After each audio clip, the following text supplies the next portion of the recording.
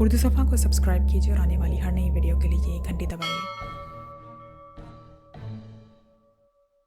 तो तुम उन्हें जानती हो? इमरान ने मुस्तबराना अंदाज में कहा। नहीं, मैं ये एक को भी नहीं जानती।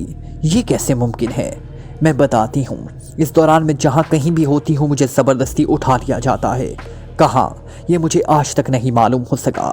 कभी कभी तो ऐसा भी हुआ है कि मैं अपने कमरे में सोई हुई हूँ, आँख खुली तो कोड़े पड़ते हुए महसूस किए। ऐसे मौके पर मेरी आंखें चमड़े के तस्बे से जकड़ी हुई होती हैं। मैं अंधों की तरह मार खाती हूँ, फिर गशी तारी हो जाती है और जब होश आता है तो खुद को अपने पलंग पर पड़ा पाती हूँ, अपने ही कमरे में। लेकिन मुझे यकीन है कि मैंने कभी अपने कमरे में मार नहीं खाई, वरना वो लोग पकड़ लिए जाते, क्योंकि पिटते वक्त मैं जानवरों की तरह आसमान सर पर उठा लेती हूँ। फिर बताओ, ऐसी सूरत में क्या मेरे पड़ोसियों को खबर ना होती? मेरा कमरा इस कमरे की तरह साउंड प्रूफ नहीं है। इमरान थोड़ी देर तक उसकी आंखों में देखता रहा और फिर बोला, तू वो रुपए कैसे और किस तरह अदा करती हो? पोस्ट बॉक्स नंबर 213 का पता, मनी ऑर्डर कर देती हूँ। क्यों मजाक करती हो यार? इमरान हंसकर बोला, ये तो बहुत आसानी से मालूम किया जा सकता है कि पोस्ट बॉक्स नंबर किसका है, मगर इतनी हिम्मत कौन करे? 2-3 लड़कियों ने इसकी कोशिश की, लेकिन उन्हें मुल्कुल मौत का मुंह देखना पड़ा। वो किसी ना किसी तरह मार डाली गई और इसकी इत्ला शायद सारे शिकारियों को दे दी गई। एक खत मुझे भी मिला था जिसमें तहरीर था, ये पोस्ट बॉक्स नंबर के मुतालिक छानबीन करने का नतीजा है। कुछ लड़कियां पुलिस से गठजोड़ कर रही थी, उन्हें भी ख़त्म कर दिया गया। उसकी इत्ला भी मुझे इस ब्लैकमेलर से मिली थी। जाहिर है कि वो दूसरी लड़कियों को भी इस सिलसिले में बाखबर ही रखता होगा। देखिए, ठहरिए, मैं बताती हूँ। चंद रोज़ कबल भी शहर में एक लड़की की लाश मिली थी। शायद आपको इसका इल्म हो। इसका चेहरा किसी कार या ट्रक के पहिए के नीचे आकर कुचला गया था और सीने पर खंजर का निशान था। वो हमेशा मकतूलों के चेहरों को नाकाबिले शनाख्त बना देते हैं। ओहो, इमरान सीधा होकर बैठ गया और फिर उसने पूछा, क्या इस कत्ल की इत्लाह भी तुम्हें मिली थी? हाँ, मिली थी, और तुम इन हालात के बावजूद भी मुझे ये सब बता रही हो? हाँ, मैं अब मरना चाहती हूँ। मिस्टर, कितनी बार कहूँ, मेरा छुटकारा बस इस तरह हो सकता है कि मैं मर जाऊँ। आज की दुनिया शरीफ आदमियों के लिए नहीं है। हर आदमी से उसकी ज़िंदगी में कोई ना कोई कमीनापन ज़रूर सरजद होता है, खवा वो कितना ही दामन बजाए। ज़रूरी नहीं है कि तुम भी मर ही जाओ, मैं तुम्हारी हिफाजत करूँगा। जिसके वो लोग दुश्मन हो उससे कोई नहीं बचा सकता। क्या इन लड़कियों को पुलिस का सहारा ना मिला होगा? फिर वो किस तरह कत्ल कर दी गई? मुझे तो यकीन है कि इस वक्त ये इमारत भी लोगों ने घेर ली होगी। ये इमारत नहीं, ये नामुमकिन है। इमरान ने मुस्कुरा दिया। ये इमारत मेरे कब्जा में है, मगर तुम यहाँ तन्हा हो। उन्हें मालूम कैसे होगा कि तुम यहाँ हो? क्या वो हर लड़की के पीछे लगे रहते हैं? नाहिद, वो ज़रूर उन्हें इत्ला देगी। उसे यकीन हो गया है कि मैं तुम्हें ज़रूर कुछ ना कुछ बताऊंगी। वो क्यों इत्ला देने लगी? वो खुद भी तो इस पेशे से बेजार मालूम होती है। इमरान ने कहा, होगी बेजार, लेकिन शायद तुम्हें ये नहीं मालूम कि उसकी दी हुई इत्ला इन लोगों के लिए सही साबित हुई तो 4 हफ्तों की रकम मुआफ़ कर दी जाएगी। यानी नाहिद को 2000 रुपये ना देने पड़ेंगे। 4 हफ्तों तक खवा वो अपने लिए कमाए या सिर्फ आराम करती रहे। तब तुमने बहुत बड़ी गलती की। उसे क्यों जाने दिया? इमरान ने तेज लहजे में कहा, मैं कितनी बार कहूँ कि मैं सचमुच मरना चाहती हूँ। मैं तुम्हें बचाने की कोशिश करूँगा। अचानक इस कमरे में सुर्ख नीली रोशनी झमाके होने लगे। नीले और सुर्ख बल्ब जल्दी जल्दी जल और बुझ रहे थे। इमरान उछलकर खड़ा हो गया। जूलियाना फिट्जवाटर ने सिरहाने रखा लैंप बुझाया और लेटे ही लेटे एक तवील अंगड़ाई ली। फिर उसने सोने के लिए करवट ली ही थी कि फ़ोन की घंटी बज उठी। इसने लेटे ही लेटे अंधेरे में हाथ बढ़ाकर फ़ोन का रिसीवर उठाया। दूसरे ही लम्हे में उसे एक पुरइसरार ऑफिसर X2 की भराई हुई आवाज़ सुनाई दी। Julia. Hello Julia. Yes sir. Danish Manzil के कंपाउंड में कुछ मुश्तबा आदमी मौजूद हैं। अपने 3 आदमियों को फ़ोन करो कि वो वहाँ फ़ौरन पहुँचाएं। बात बढ़ाने की ज़रूरत नहीं है, उन्हें सिर्फ ये मालूम करना है कि वो लोग कौन हैं। मेरा ख्याल है कि वो लोग इमारत के अंदर दाखिल होने की कोशिश कर रहे हैं। बहुत बेहतर जनाब। अभी दूसरी तरफ से सिलसिला मुनक़ता हो गया।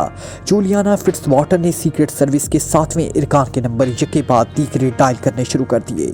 तीसरे आदमी को X2 का पैगाम देकर उसने रिसीवर रख दिया और X2 के ख्वाब देखने लगी। उसे इस पुरइसरार शख्सियत से इश्क सा होता जा रहा था। उसे देखना चाहती थी, उससे मिलना चाहती थी। उसे खुशी थी कि X2 जैसा सहीन तरीन आदमी उसकी जहानत का मदाह है। اس کی قدر کرتا ہے، اسے اپنے ماتحتوں میں سب سے اونچا درجہ رکھتا ہے۔ وہ اس کے محیر القول کارناموں کے متعلق سوچتی رہی۔ وہ کیسا دلیر، کیسا پھرتیلا اور ہمداں ایسا معلوم ہوتا ہے جیسے ہر وقت اس کی روح شہر پر منڈلاتی رہتی ہو۔ محکمہ خارجہ کے سیکرٹ سروس کا عملہ محض اس کی وجہ سے نیک نام تھا۔ جولیانا فٹس واٹر اس کی نئی نئی ذہنی تصویریں بناتی۔ وہ ایسا ہوگا، لیکن آواز سے کوئی بوڑھا خرانٹ معلوم ہوتا تھا، مگر آواز، وہ اپنے دل کو سمجھاتی، آواز تو یقیناً بناوٹی ہوگی، ورنہ کوئی بوڑھا آدمی اتنا پھرتیلا ہرگز نہیں ہو سکتا۔ جولیا نے پھر ایک انگڑائی لی اور لیٹ گئی۔ اسے اپنے سارے جسم میں میٹھا میٹھا سا درد محسوس ہو رہا تھا۔ اس نے سونے کی کوشش کی مگر نیند کہاں۔ دفتن وہ اٹھ بیٹھی۔ یہ بات تو اس نے ابھی تک سوچی ہی نہیں تھی کہ آخر اس وقت دانش منزل میں کیا ہو رہا ہے۔ وہ لوگ کون ہیں جن کی طرف X2 نے اشارہ کیا تھا؟ اس نے کہا تھا کہ انہیں چھیڑا نہ جائے، بات بڑھانے کی کوشش نہ کی جائے، صرف یہ دیکھا جائے کہ وہ کون آدمی ہے۔ کیا X2 اس وقت دانش منزل میں ہی موجود ہے؟ جولیا جانتی تھی کہ اس عمارت میں ایک کمرہ ایسا بھی ہے جس کی در و دیوار ساؤنڈ پروف ہیں، اور اسی کمرے میں خطرے کی روشنیاں اور گھنٹیاں بھی موجود ہیں۔ وہ کمرہ ایسا ہے کہ باہر سے اس میں داخل ہونا مشکل ہی نہیں بلکہ ناممکن بھی ہے۔ جولیا نے کیپٹن خاور، کیپٹن جعفری اور تنویر کو وہاں بھیجا تھا اور ان کی طرف سے مطمئن نہیں تھی۔ ان کی دلیری میں شبہ نہیں تھا، مگر وہ زیادہ چلاک نہیں تھے۔ اکثر دلیری کی جوش میں ان سے حماقتیں بھی سرزد ہو جاتی تھی۔ اسے حقیقتاً وہ 3 آدمی نہیں مل سکے تھے جنہیں وہ بھیجنا چاہتی تھی۔ یہ ساجد، پرویز اور سلطان تھے۔ ساجد ناشاد کو تو وہ قطعی ناپسند کرتی تھی۔ پتہ نہیں X2 نے اسے اپنے سٹاف میں کیوں رکھا ہوا تھا۔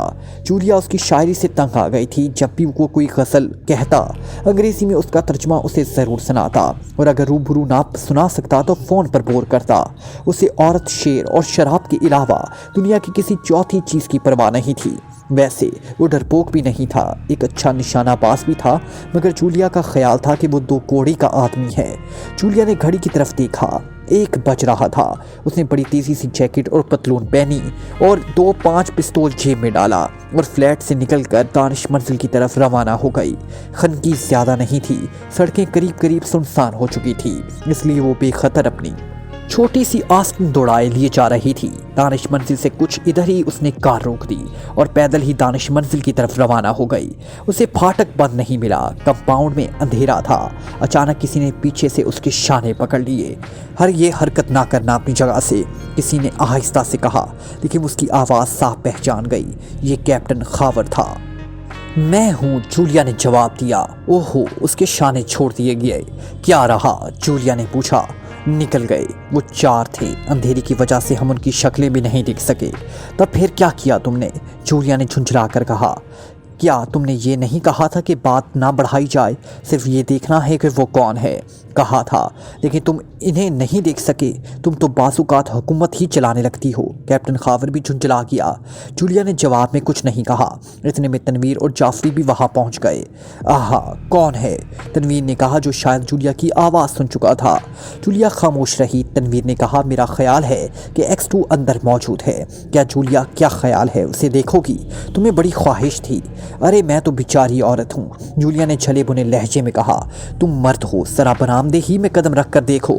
مگر اب ہمیں کیا کرنا چاہیے؟ جعفری نے پوچھا۔ کیا کرو گے؟ جولیا بولی، وہ تو نکل ہی گئے۔ کیا تم میں سے کوئی ان کا تعاقب بھی نہیں کر سکتا تھا؟ ہم نے انہیں پھاٹک سے نکلتے ضرور دیکھا تھا، لیکن پھر پتہ نہیں وہ کہاں غائب ہو گئے۔ کسی جاسوسی ناول کے مجرم رہے ہوں گے، جولیا نے طنزیہ انداز میں کہا۔ زمین پھٹی اور سما گئے۔ یہ منہ میں جادو کا بٹن رکھا اور غائب۔ کیا X2 کی طرف سے عمارت میں داخل ہونے کے لیے نہیں کہا گیا تھا؟ تنویر نے پوچھا۔ نہیں، اب تم لوگ جو کچھ بھی کرو گے اپنی ذمہ داری پر، جولیا نے کہا اور پھاٹک سے نکل آئی۔ عمران نے شیلا کی طرف دیکھا جو بڑے اطمینان سے سگریٹ کے ہلکے کش لے رہی تھی۔ اس کے انداز سے ایسے معلوم ہو رہا تھا جیسے وہ اپنے ہی مکان کے کسی کمرے میں بیٹھی ہو۔ تم مطمئن رہو، تمہارا کچھ نہیں بگاڑ سکتے، عمران نے اس سے کہا، خصوصاً اس کمرے میں۔ تم اپنا وقت برباد کر رہے ہو۔ شیلا لاپرواہی سے بولی۔ کیوں؟ تم مجھے مرنے سے روک نہیں سکتے۔ میں خود مرنا چاہتی ہوں۔ میں تمہارے خیالات کی قدر کرتا ہوں، لیکن تمہارے مرنے سے کسی کا کوئی فائدہ نہ ہوگا، کیونکہ تم مجھے ان لوگوں کے متعلق بہت کچھ بتا چکی ہو۔ ویسے تمہاری زندگی ملک و قوم کو ضرور فائدہ پہنچا سکتی ہے۔ مجھے ملک و قوم سے کوئی دلچسپی نہیں ہے، کیونکہ اس ملک و قوم میں میرا جسم بکتا رہا ہے۔ عمران مایوسانہ انداز میں سر ہلا کر خاموش ہو گیا۔ تھوڑی دیر تک کچھ سوچتا رہا اور پھر بولا، تم یہ رات تو اسی کمرے میں گزارو گی، تم نے وعدہ کیا تھا۔ وہ دوسری صورت تھی، اب بات کہیں اور جا پڑی ہے۔ پہلے یہ خیال تھا کہ میں تم سے کم از کم 2 ہفتوں کی رقم ضرور اینٹھ لوں گی۔ میں تمہیں 4 ہفتوں کی رقم دے سکتا ہوں، لیکن تمہیں میرے کہنے پر عمل کرنا پڑے گا۔ میرا پیچھا چھوڑو۔ شیلا جھنجھلا گئی، پھر تھوڑی دیر بعد نرم لہجے میں پوچھا، کیا تم یہاں شراب نہیں رکھتے؟ یہاں شراب کا نام لینا بھی جرم ہے۔ تمہارا کیا نام ہے؟ خچر۔ خچر ہی معلوم ہوتے ہو۔ کوئی سمجھدار آدمی شراب کے متعلق ایسی سخت بات نہیں کہہ سکتا۔ اگر تم میرے لیے شراب مہیا کر سکو تو میں رات یہیں گزار لوں گی۔ شراب اس عمارت میں ممنوع ہے، تب پھر تم مجھے یہاں روک بھی نہیں سکتے۔ اچھا تو چلی جاؤ۔ عمران ہاتھ پھیلا کر بولا، ان خودکار دروازوں پر تمہیں گھمنڈ ہے۔ شیلا ہنسنے لگی، مگر یہ ہنسی بڑی کھوکھلی تھی۔ ایسا معلوم ہوا تھا جیسے یہ آواز کسی مشین سے نکلی ہو۔ عمران کچھ نہ بولا۔ وہ کمرے میں ٹہل رہا تھا۔ ایک بار وہ ایک دروازے کے قریب گیا اور اسے کھول کر باہر نکل آیا اور دروازہ پھر بند ہو گیا۔ اس نے گھوم پھر کر پوری عمارت کا جائزہ لیا، پھر بیرونی برآمدے میں نکل آیا۔ کمپاؤنڈ سنسان پڑی تھی اور جھینگوں کی جھائیں جھائیں کے علاوہ اور کوئی آواز نہیں سنائی دے رہی تھی۔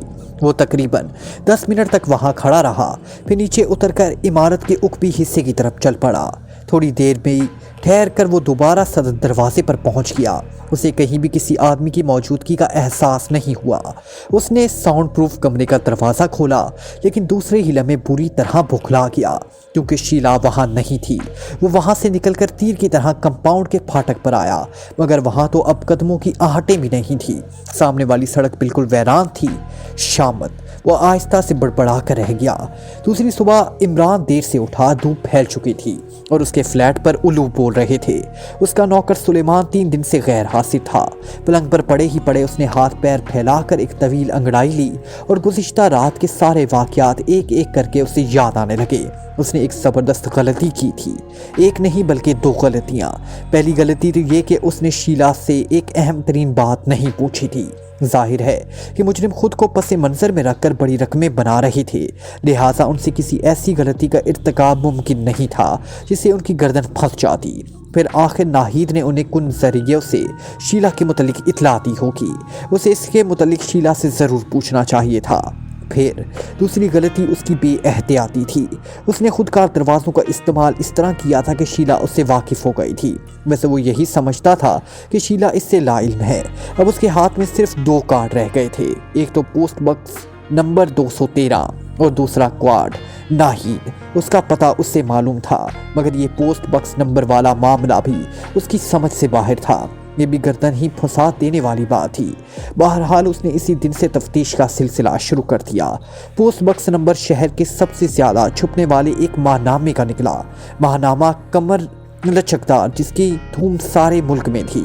وہ ادب اور ثقافت کا علمبردار تھا، اور ادب کا علمبرداریوں کے اس میں فلم ایکٹرسوں کی کمزوریاں اچھالی جاتی تھی، اور ثقافت کا علمبردار اس لیے کہا جاتا تھا کہ سرے ورق پر کسی لنگوٹی بد امریکن چھپکلی کی تصویر ہوتی تھی۔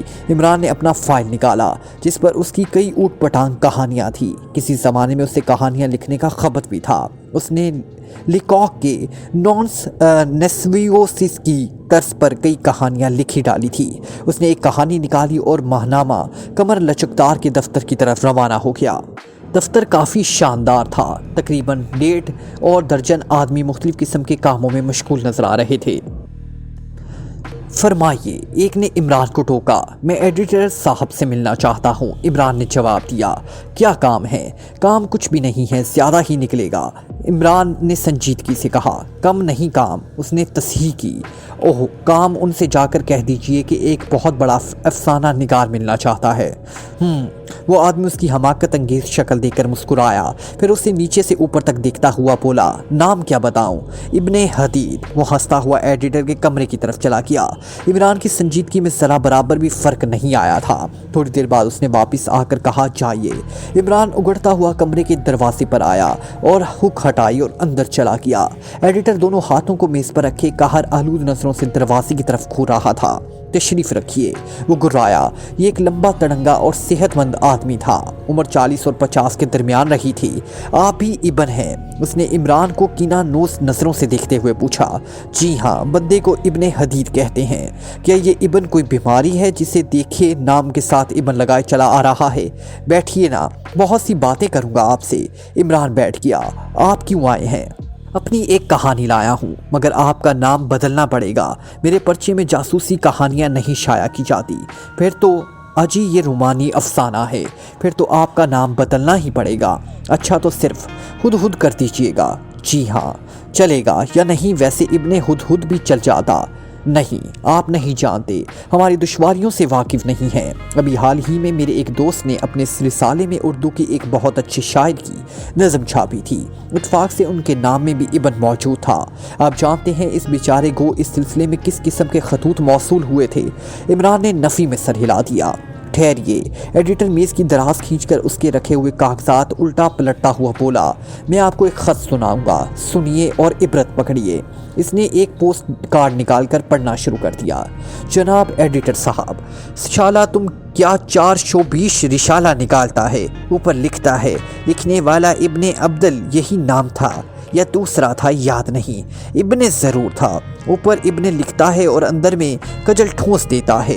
हमारा पेशा वापिस करो, हम जासूसी अफसाना समझकर खरीदा था। ये 420 का धंधा कब तक चलेगा? तुम शाला पब्लिक को धोखा देता है। हम हैं तुम्हारा बाप, अल्लाह रखा। अरे तौबा तौबा।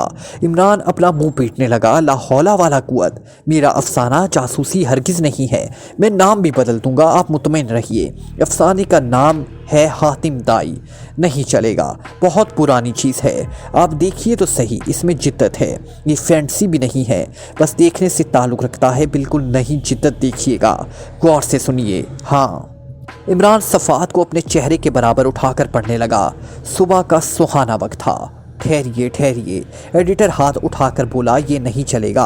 सुबह का सुहाना वक्त था पढ़ने वाले को इससे क्या सरोकार? नहीं, ये बहुत पुराना स्टाइल है।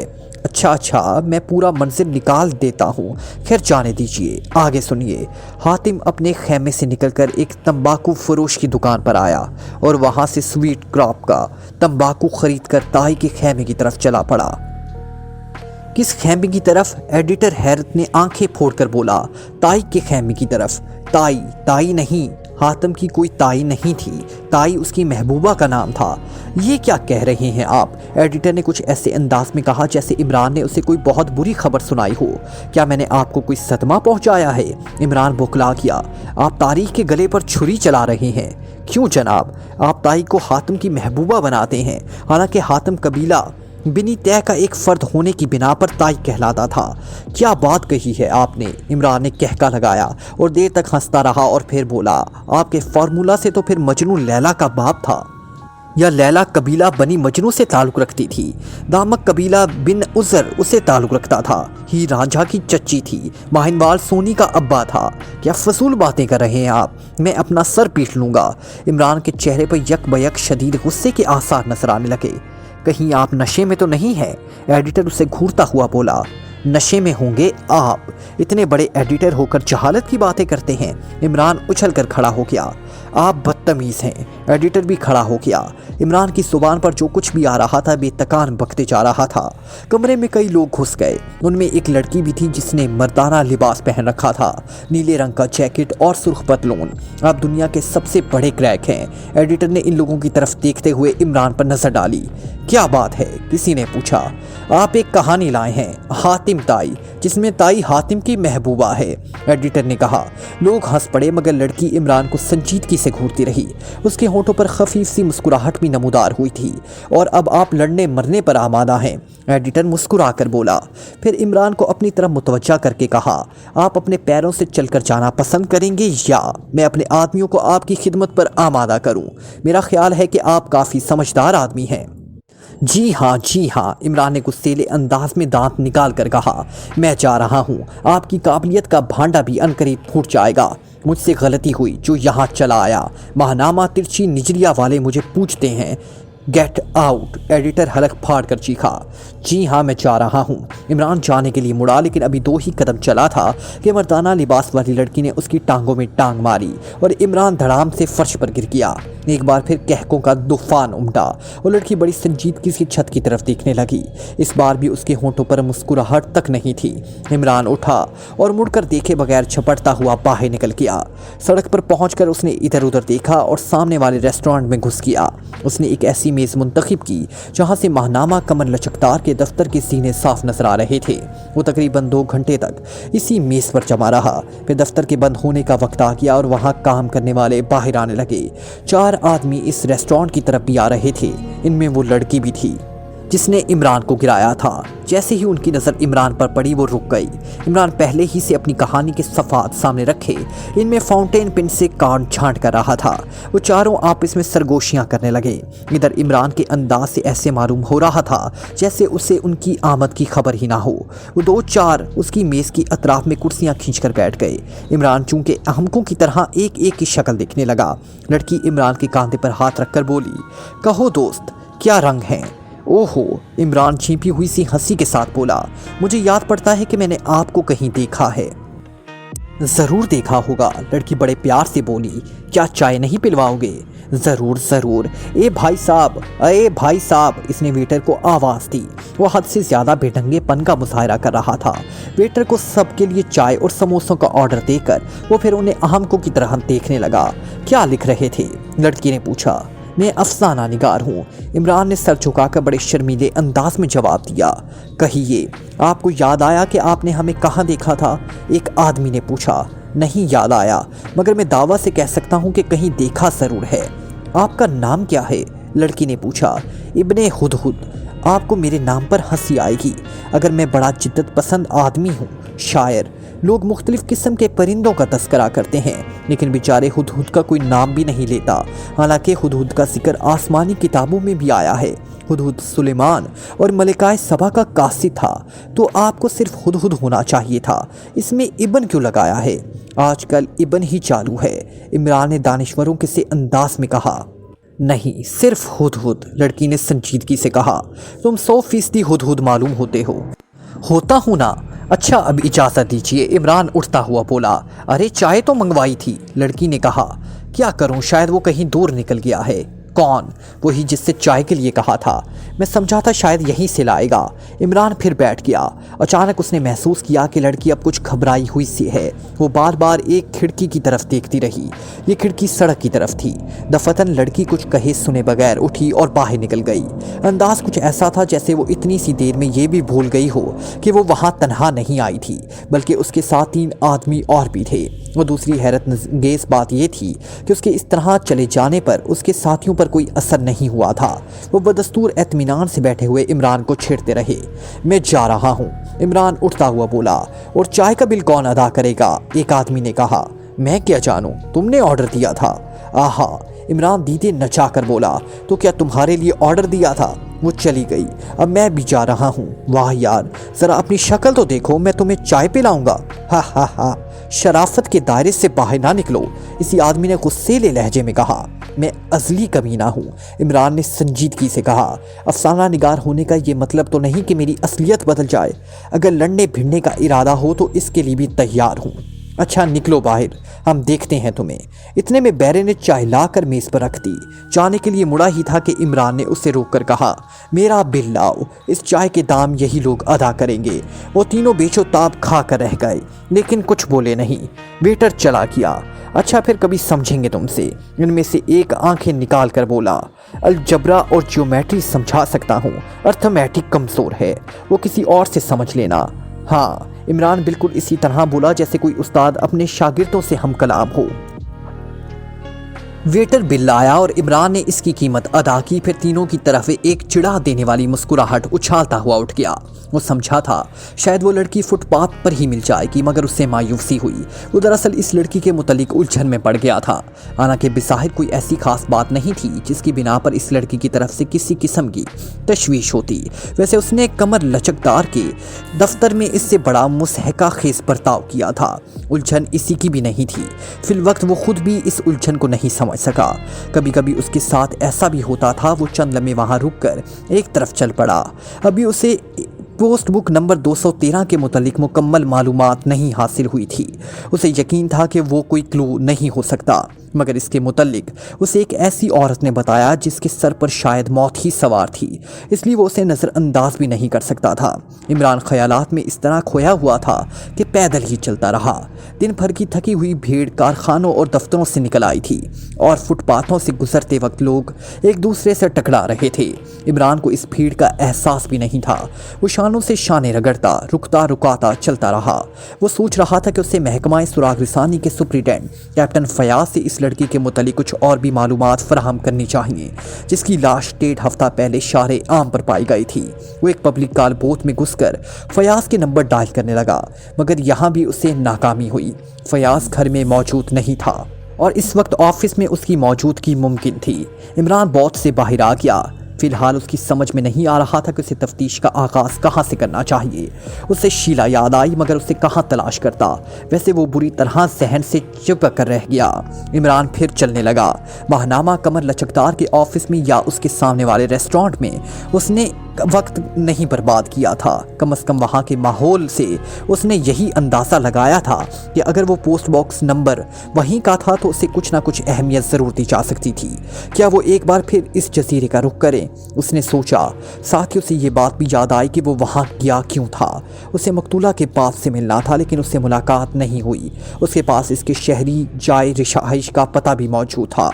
वो चलते चलते एक गली में मुड़ गया और दरअसल वो एक टैक्सी चाहता था और खाली टैक्सी उसे दूसरी सड़क पर मिल सकती थी। टैक्सी के लिए उसे ज़्यादा इंतज़ार भी नहीं करना पड़ा। थोड़ी देर बाद वो मकतूल के बाप का पता टैक्सी वाले को बता रहा था, लेकिन थोड़ी ही दूर चलने के बाद उसे टैक्सी रुकवा देनी पड़ी, क्योंकि एक दुकान में उसे वही लड़की नजर आई जिसने महनामे के दफ्तर में उसे गिरा दिया था। वो बड़ी जल्दी में टैक्सी ड्राइवर के हाथ में कुछ रकम देता हुआ नीचे उतर गया, मगर वो कहीं रुकावटें नहीं, सीधा उसी दुकान में चला गया। ये एक जनरल स्टोर था। इमरान लड़की के पीछे खड़ा होकर शोकेसों पर नजर डालने लगा। फिर कुछ देर बाद आहिस्ता से बोला, आपकी चाय ठंडी हो रही है। लड़की यखलख्त उसकी तरफ मुड़ी। उसकी आंखों से हैरत झांक रही थी।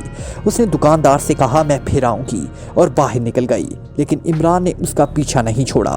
फुटपाथ पर पहुंचकर वो रुक गई। क्या इरादे हैं, उसने इमरान को घूरते हुए कहा। तुम्हें चाय पिलाऊंगा।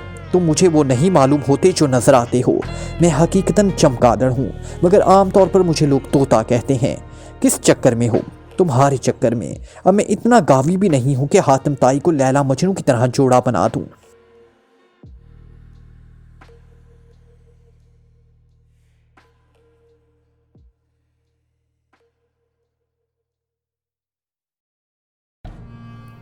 Like, comment, share, press the bell icon.